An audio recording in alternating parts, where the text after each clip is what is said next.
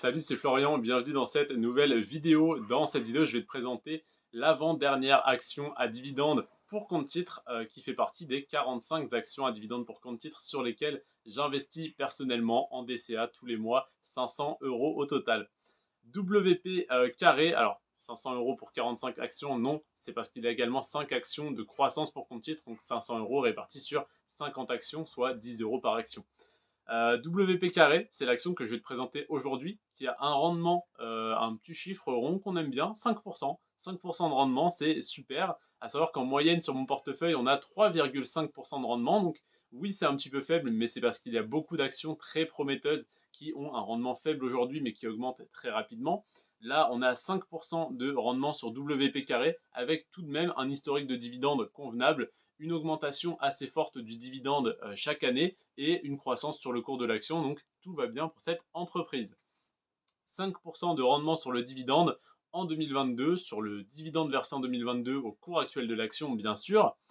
24 années consécutives de versement du dividende, ce qui est une très bonne nouvelle, un gage de sécurité relativement intéressant. C'est pareil, j'investis sur beaucoup d'entreprises qui ont des très gros historiques de versement du dividende. Donc la moyenne de mon portefeuille, c'est 32 années consécutives de versement du dividende. Là, on est entre guillemets seulement à 24, mais c'est déjà énorme. Et ça fait par contre seulement 11 ans que le dividende n'a pas diminué. Autrement dit, il y a 12 ans, il a diminué. C'est des choses qui arrivent. Peut-être que l'entreprise a connu une difficulté, ou peut-être tout simplement qu'elle ne tenait pas à le maintenir ou à l'augmenter chaque année, et que ça ne dérange pas les gestionnaires de l'entreprise de diminuer le dividende, ou peut-être que c'est dû à un petit coup dur où l'entreprise a préféré faire voilà, baisser le dividende que se mettre en difficulté. C'est également une décision que j'accepte sans problème. Par contre, du coup, comme le dividende a diminué il y a 12 ans, pour savoir le pourcentage d'augmentation moyen sur les 10 dernières années, on peut penser que ce chiffre est un petit peu faussé, étant donné que c'est plus simple de diminuer le dividende il y a 12 ans et de l'augmenter très fortement sur les 10 dernières années que de ne jamais le diminuer et de l'augmenter fortement de la même manière sur 10 ans. Donc là, on a 6% d'augmentation par an en moyenne du dividende sur les 10 dernières années, mais étant donné qu'il y a 12 ans, il a diminué, c'est peut-être en partie parce qu'il a diminué qu'il peut se permettre d'augmenter aussi rapidement. Donc attention à ce chiffre-là.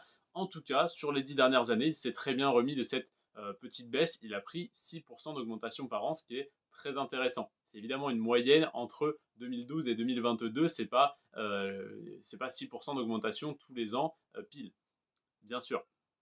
Au niveau de la capitalisation, c'est une assez petite capitalisation par rapport au reste de mon portefeuille. WP Carré est valorisé en bourse à 17 milliards de dollars. Alors oui, 17 milliards, c'est énorme, mais pour une action américaine, ça reste une petite, voire moyenne capitalisation.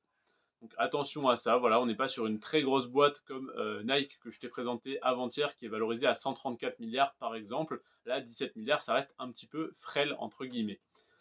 Au niveau de la croissance, on est à plus 87, pardon, 87% de croissance sur les 10 dernières années, ce qui est tout à fait correct et tout à fait corrélé avec les 6% d'augmentation du dividende par an en moyenne. Évidemment, c'est 6% par an, c'est pas 6% sur 10 ans, donc 6% par an avec les intérêts composés. Hop, pardon.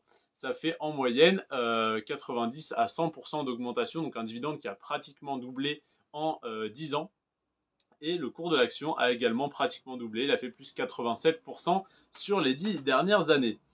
Au niveau du PER, on est sur un PER de 30, donc l'action est un petit peu surévaluée, ce qui est compréhensible étant donné que à la fois on a un rendement intéressant, on a un dividende qui augmente de 6% par an et on a une action en croissance, donc ça se comprend un petit peu que l'action soit surévaluée. Si je souhaitais ce mois-ci par exemple investir sur seulement 10 actions parmi les 50 actions sur lesquelles j'investis, WP Carré n'en ferait pas partie parce qu'elle est un petit peu surévaluée, pour que tu comprennes bien ma réflexion. Mais là, comme j'investis en DCA, c'est-à-dire Dollar Cost Averaging, donc la même somme tous les mois qui me permet de lisser mon risque, je vais évidemment investir ce mois-ci, comme tous les mois, sur WP carré, les 10 euros, parce que si ça se trouve, le PER va rester ad vitam aeternam à 30. Et donc, ça veut dire que je me passerai d'investir sur cette entreprise parce que le PER est un petit peu trop élevé d'après mes critères et par rapport au reste du marché. Et le PER, il faut savoir que c'est également un reflet du sentiment des investisseurs. Si les investisseurs sont très confiants en une entreprise, comme Tesla par exemple, le PER peut monter à des niveaux délirants à 50, 60, 80, 100 ou même 120. Je crois que le PER de Tesla est au-dessus de 100 actuellement, parce que l'entreprise est très en vogue, qu'elle a un potentiel énorme, et je suis le premier à y croire et même à y investir.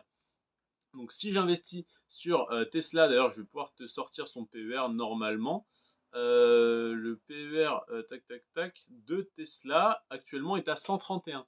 Et j'ai investi sur Tesla avec un PER de 131. Donc tu imagines bien que WP carré avec un PER de 30, oui c'est un petit peu surévalué par rapport au reste du marché, mais ça ne me dérange absolument pas pour y investir 2% de mon portefeuille, parce que j'investis sur 50 actions différentes, la même somme tous les mois sur chacune, donc 50 actions, bah, ça fait que 2% de mon capital est alloué à chaque action. Donc si jamais l'entreprise est un petit peu surévaluée et qu'elle fait moins 5% le mois prochain, eh bien regarde, enfin, c'est simple de faire le calcul, 2% de mon portefeuille qui perd 5% de sa valeur, c'est totalement dérisoire, c'est 0, quelque chose % de mon portefeuille. Et si jamais l'action venait à retomber à un PER plus bas, aux alentours des 20 ou 25, eh bien ça me permettrait simplement de racheter des parts de l'action moins chères les mois suivants, ce qui serait d'autant plus intéressant parce que j'aurais un rendement supérieur à 5%. Voilà pour mon analyse de WP carré, donc 5% de rendement au cours actuel, 24 années de versement consécutif, on a 11 années de non-diminution du dividende, 6% d'augmentation par an sur les 10 dernières années, 17 milliards de capitalisation boursière, 87% de croissance sur 10 ans et un PER de 30. Voilà pour les infos de cette entreprise. N'hésite pas à me donner en commentaire ton avis sur cette entreprise et sur mon analyse de cette entreprise. C'est avec plaisir que je prendrai toute information complémentaire et toute critique constructive. N'hésite pas également à t'abonner à la chaîne YouTube pour ne pas rater, j'allais dire les prochaines, en tout cas la prochaine analyse d'actions à dividendes pour compte titre. Après, il y aura bien sûr les analyses d'actions à dividendes pour PEA, analyse d'actions de croissance pour PEA et analyse d'actions de croissance pour compte titre avec Tesla, Meta Platforms, donc anciennement Facebook, Nvidia, etc., etc., Google également, et plein d'autres entreprises intéressantes.